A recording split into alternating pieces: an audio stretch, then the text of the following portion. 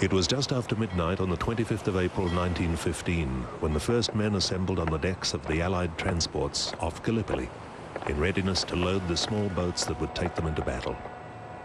The P&O liner Davana provided 6 lifeboats to carry the men of the 12th Battalion ashore to what was to become famous as ANZAC Cove. At the time, Sergeant Ivor Magetz wrote, "The men were arranged in 2 rows in each boat. In darkness and in silence we were carried towards the land which was either to make or mar Australia.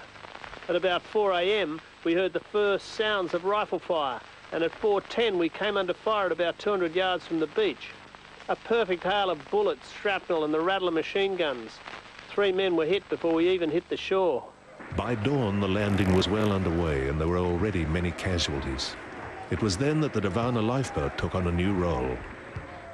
The memorial curator Sharon Lossick takes up the story.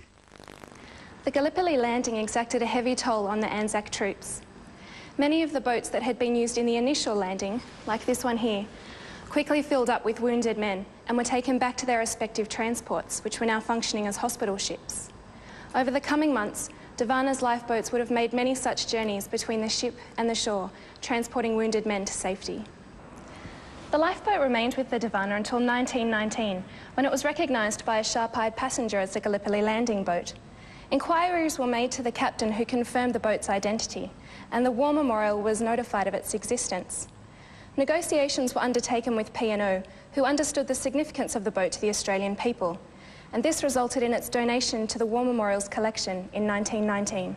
John Simpson Kirkpatrick, more commonly known as the man with the donkey, participated in the pre-dawn landings in one of Davana's lifeboats, possibly even this one, number 5.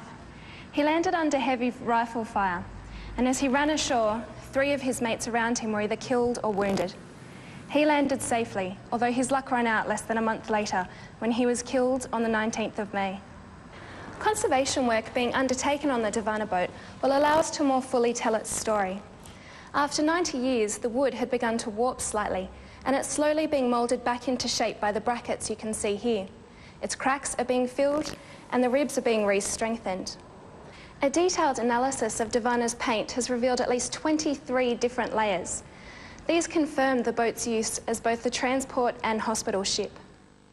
Once conservation work is complete, the lifeboat will go on display for the 90th anniversary of the Gallipoli landing. There are actually 2 Gallipoli landing boats in the memorial's collection. The second is a steel lifeboat from the transport Ascot. What makes the Davana lifeboat so special is that it was part of the first wave of landings at 4:30 in the morning.